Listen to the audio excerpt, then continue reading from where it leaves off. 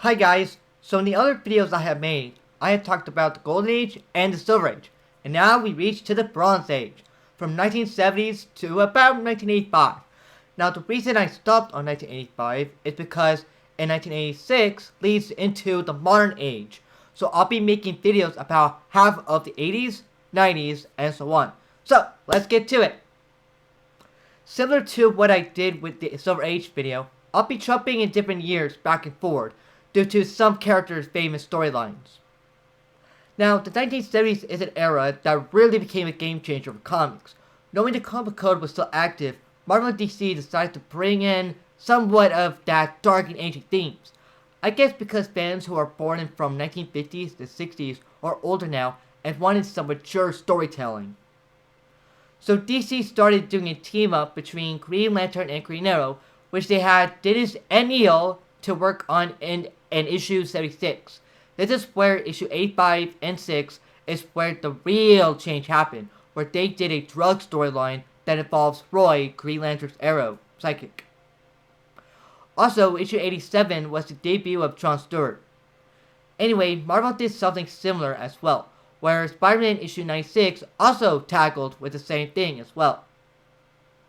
In the same year in 1970, Jack Kirby started working on the Fourth World, wherein Superman pal Jimmy Olsen debuted Darkseid, while he also made Mr. Miracle in 1971, and the New Gods.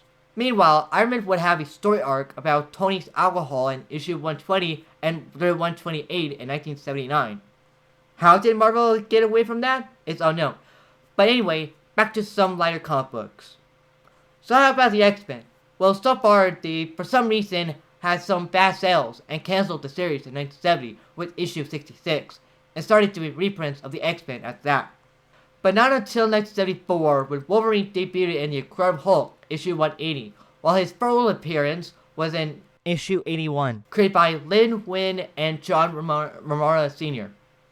In 1975, Lin Win and David Cockrum would bring back the X-Men and giant-sized X-Men that includes Wolverine plus the debut of many recognizable X-Men characters.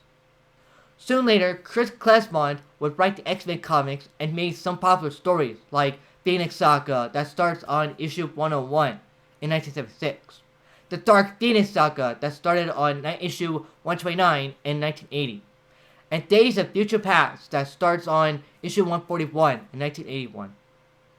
While in 1982, he did a Marvel graphic novel called X-Men: God Loves, Man Kills. Okay, so to kind of speedrun this so my video won't be long, I decided to go ahead and talk about certain issue numbers that happen in the characters instead of new characters' debuts, because there are so many. Okay, so in 1973, Denny O'Neil started doing Batman comics, and one of his famous stories comes from Batman issue 251, because it marks the Joker's return to his violent roots plus Batman's dark and greeniness that we know today. Another famous writer named George Perez had launched a new Teen Titans comic book in 1980, and one of his famous stories he has done was issue 42, The Judas Contract, and it tells of the Teen Titans in 1984. Superman will soon later team up with legend Muhammad Ali and Superman All New Collector Edition C56 in 1978, while Marvel and DC will soon later cross over with Superman and Spider-Man in 1976. In 1985, Superman Annual 11 will be a classic story that will soon later be adapted in a cartoon show. Spider-Man will soon later get some serious moments, such as issue 90 in 1970 and issue 121 in 1973, which was where Spider-Man lost some people on those issue numbers. And for some reason, but Spider-Man had an original Clone Saga in issue 149 in 1975. Okay, so to wrap up the Bronze Age, I'll be talking about two comic book bands that are famous till this day.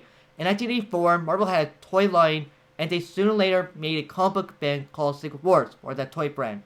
That comic book would soon later play a role for Spider-Man with the introduction of the black suit, and he would wear in issue 252. While DC Comics now owns Wiz, Charlton, and Quality Comics at that time, noticed that the continuity is now immense, and they decided to make a comic book band that would reboot their comic book line, and which that kickstarts the modern day of comics, and that event is called Crisis on Infinite Earths in 1985. Now, I know the 70s and 80s has many new faces that I could cover, but even with my year-by-year guidebook, I just think I'll just cover up some important storylines and issues that brought in that dark times for those comic book characters. And for the pro about the Bronze Age would be that it's cool to see Marvel and DC change things up. I think the only con would be that they went in and created characters that were kind of questionable, and somehow the comic book code did not shut them down. But whatever. I would say that Marvel and DC kind of tie together on who has the best Bronze Age of comics. So yeah. And where to start reading them would be, of course, Marvel's Epics, Masterworks, and DC has a couple of books that are from the 80s. Plus, DC Finest will have a Teen Titans True to Contract story. Marvel and DC crossover books also came with omnibuses. And that would be it for this video, and I'll talk about the mid-80s of the comics sometime later. Thanks for watching, and have a good day. Bye! If you enjoyed this content, please subscribe, share, like, and hit the notification bell, and check out other videos at my channel as well. Thanks for watching. Bye!